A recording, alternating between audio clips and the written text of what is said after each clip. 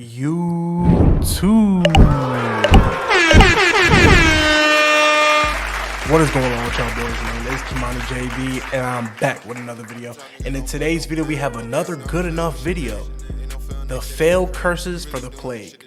Now, I want to see what type of bullshit they created, bro. Because I know there's a whole bunch of just diseases that killed motherfuckers left and right. Let's see what's going on there. Let's start with the strange and slowly work our way towards the most horrifying things on the list. Number 10. The 4 Thieves vinegar. So legend has it that a group of 4 thieves would loot and ransack the homes of people who had recently died from the plague. They would go on to steal from dozens of victims without any of them ever getting sick. They stayed safe by rubbing a secret potion over their entire bodies. But eventually, these thieves would be caught and apprehended by the authorities. They were then offered their freedom in exchange for the recipe of this secret potion, which they revealed to be a mixture of vinegar, garlic, herbs, and spices. Wow. No one knows for certain if this story is true, but this was a very popular tale during this time period. This would lead merchants to go door to door selling this vinegar mixture as a preventative for the plague. Buyers were instructed to rub this potion on their hands, ears, and temple. But if the merchant had them hook, line, and sinker, he would simply just tell them to lather it over their entire bodies. Since everyone knows the #1 rule in sales is always upsell when you can.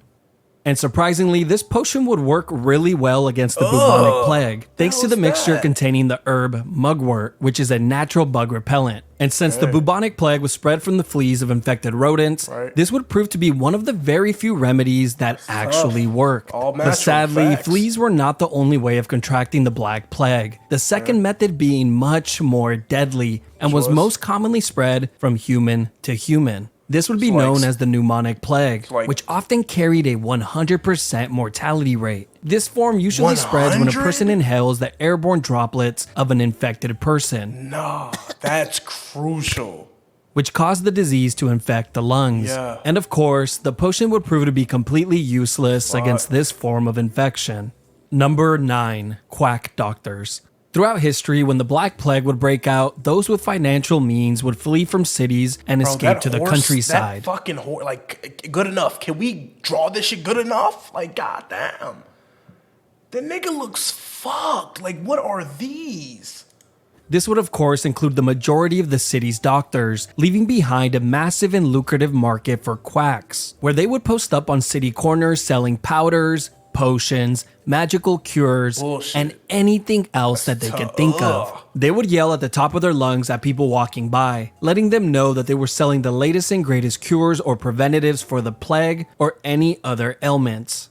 Are you in search for the best preventative for the plague? Then you need to be eating unicorn horn powder. What the hell are you doing? Have a stomach ache? Oh, that's the first sign of the plague. So drink this fermented potion. Tastes terrible, shut up and drink it. Don't you want to feel better? Of course you do. Feeling ill? Eat a baby foot. Have a headache? Place this magical stone under your bed, sniff the squirrel hide, cover yourself in salmon oil, and jump into your neighbor's bath. You will be feeling better by tomorrow, but if for some reason, by some miracle, my 100% guaranteed remedy doesn't work, come back for a full refund after 10 days of your initial first symptoms. Yeah, by them 10 days. Now, here's a list of some of the most common items that a quack doctor would sell throughout history.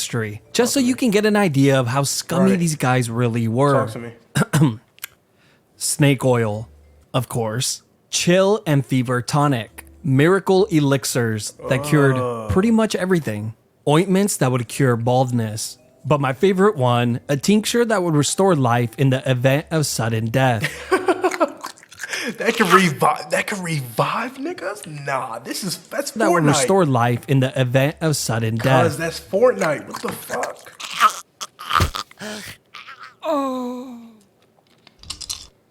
You already know I got that aquapana. You know nothing about the aquapana. And since these quacks sold whatever they wanted, we can only assume that there's probably hundreds of other items that were never documented. Number 8. Urine. Back during the medieval period, urine had a great reputation since it was thought to have cleansing and healing properties. So naturally, it would be used as a form of treatment for the plague. Finally, a remedy I can afford. That type shit. Anyone infected with the disease was encouraged to take a bath with clean urine to relieve some of their painful. What does that mean? That's like saying if you have stomach ache, eat clean shit, eat clean doo doo.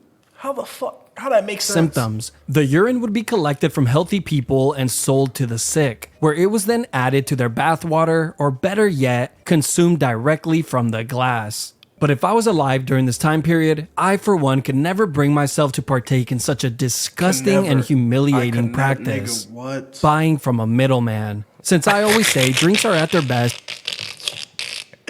Imagine you getting your piss from the nigga down the street. Nah, that's straight crucial. From the faucet. That's crucial. Number 7, miasma theory. Hold on, my what? My asthma theory? Come on, cuz, come on. Good enough. One of the most popular theories at this time was that the plague was contracted by inhaling bad air, or simply put, bad odors. The long list of these bad smells included organic and human waste, decaying flesh, contaminated water, and of course, the Dutch oven, which was a guaranteed way to be put on trial for attempted murder. Wow. Bad smells were believed to carry contaminated air, which once inhaled would lead to illness. The public was encouraged to carry around flowers, rose petals, or herbs, which they would oftentimes hold to their nostrils, since they believed that the sweet smell would cancel out the bad air. This is one of the reasons plague doctors would wear these terrifying masks, since the beak would be filled with flowers and spices, which they believed helped keep the disease at bay. But of course, these wonderful smells did absolutely nothing in preventing people from catching the plague. If anything, it just gave people a false sense of security. Number 6, leeches.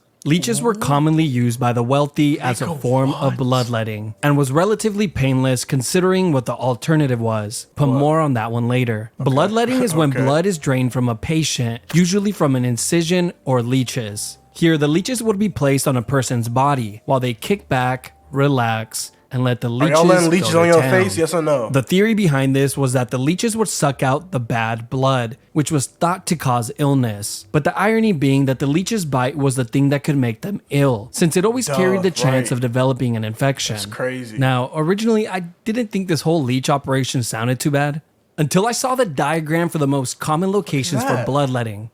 Number 5, the vicary method. The vicary method was named after Thomas Vicary, the English doctor who invented the technique, and this would become one of the most popular cures during the plague. This first begins with a healthy chicken having its bottom plucked clean. The chicken's back door is then placed directly on a sick person's boob. I need to know the time period, my nigga, because y'all niggas some sick motherfuckers, dog. You bathing in your own piss. You letting... Oh my God, what is this?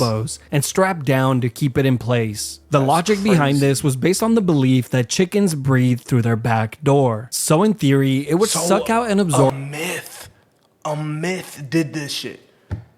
Yeah, y'all niggas are different, dog. The sickness from the person. And if the chicken contracts the plague from the human and begins to show signs of illness, people would oftentimes take this as a sign that the remedy was working. If the chicken happens to die before the human, another chicken simply takes its place. Wow. Now, I can only speculate since there isn't much written on the subject, but this seems like a sure way to get an infection. You see, buboes would oftentimes grow so large that they would rupture, and a chicken's bottom attached to an open wound just seems like the best way to get your admission ticket to the afterlife. Number 4, flagellation. In Europe, during the medieval period, religion was deeply ingrained into all aspects of life. So naturally, people began to believe that the Black Plague was simply a punishment from God for their sins. Soon, groups of people began to gather and walk the streets while vigorously whipping themselves as a public display of repentance. While I, for one, prefer to keep this kink at home. You know what that means. But to each their own. Them niggas These groups of people would use... Nigga, we did slavery, man. Fuck, they coming after us. And they start whooping themselves like, nigga, what? Leather whips with knotted tails. But some show-offs would take it a step further by adding nails to their whips. These flagellant groups would recruit others when they would slowly walk from town to town, whipping their own backs and carrying crosses. They would do this act multiple times a day. But the real tragedy would come when one of these individuals would be infected with the plague, since they were left to fight an uphill battle with an already deadly disease. And having a weak body that was severely cut up from the self-inflicted wounds definitely didn't help. Number 3, feces. As time went on, physicians began to try all sorts of bizarre methods. They said piss didn't work. Let's try shit. Let's try dirty, nasty shit. Rub that shit all on your body twice a day, nigga. Got you smelling and feeling right, nigga. Finding a cure, with this special paste being one of them. The paste consisted of tree resin, flower roots, and human poop. This operation would first begin with the patient's buboes getting sliced open, and as soon as the incision was made, it would then be stuffed with the paste, then tightly wrapped and sealed to hold everything in place. Patients would then be instructed to get some bed rest and wait. Now, if the patient's body part had not fallen off by the following morning, they would for sure be left fighting a losing battle, since it had now turned into a 2v1 with the person fighting against the plague and the infection. Number 2, bloodletting. This was an extremely popular medical procedure that was used from ancient times all the way through the late 19th century. This procedure was in fact so popular that during the medieval period, this would oftentimes be the first thing a doctor would recommend. This absolute nightmare would first start with a person getting their arm sliced open and allowing the blood to drain into a bowl. Now, if a cut on the arm made you uncomfortable, don't worry, since you always had the option to have the incision made on your neck instead. Now, the instruments that were used to slice patients open looked like this. Oh my God. Just God. Covered in blood from the previous patient. Since being sanitary wasn't much of a concern during this time period, which of course would cause many patients to die from infection. But one of the most concerning things about this procedure was the amount of blood that would be drained, since it was common practice to increase the amount drained based on the severity of the person's sickness. So you could drain Have that a headache? for ages. That's 2 teaspoons. A fever? That's 16 ounces. Yep. A crippling social anxiety that prevents you from enjoying social gatherings. Yep, that's the whole Yep, liter, that one is nigga. about a gallon. The fuck? Now, surprisingly, doctors were not usually the person to perform bloodletting and was actually a task left for barbers, since they were a lot more skilled in handling razors. This is the reason why they began to place the red stripe on the barber pole outside of the building, since it would let the public know that surgery was performed inside. Barbers would also pull teeth, amputate limbs, and make holes in people's heads. Yeah, bro. Number 1. Yeah. Now today's barbers, they can make or break your fucking. That can make or break your 2 weeks, nigga. Because there's no way someone should be getting a haircut every week. If you are doing that, that's not normal, man. Like, you switch up the haircuts. Fuck. But yeah, don't touch my shit, my nigga. I'll let you fuck with my hair, but not with the limbs and shit. Watch out. Extermination. Now, this would easily be the most extreme measure taken during the medieval period in the attempt to stop the plague. One of the groups that was heavily targeted were the Jewish. This would first start when the rumors began to circulate that the Jews had intentionally poisoned the drinking wells. So on September of 1348, a group of Jews would be taken as prisoners to Chillon Castle on Lake Geneva. There, they were brutally tortured until one of them would finally confess to poisoning the drinking water, bro. which of course... Nah, skinned. I don't want to get skinned. Yeah, you can start taking off limbs before you skin me. Don't do that, bro. You really tortured until one of them would finally confess to poisoning the drinking water, which of course was not true. Wow. The information of this confession was then sent to various cities in Germany, and once the news arrived, it began to spread like wildfire throughout many countries in Europe. And thousands of Jews would then be targeted and murdered for this false confession. It was even documented that Jews from the age of 7 and up were all considered guilty for this crime, since the belief was that they all had previous knowledge of this plan. Even though the Jewish community was clearly suffering as they themselves were being decimated by the plague, but this wouldn't seem to matter to the general public, and the killings would tragically continue. And it wouldn't be until the spread of the plague began to slow down that the murders would too. Got another fucking good enough video, man. Good enough, man. Y'all, whoever's doing the animations, y'all need a raise. Word, y'all need a raise, bro. Because this shit is amazing, man.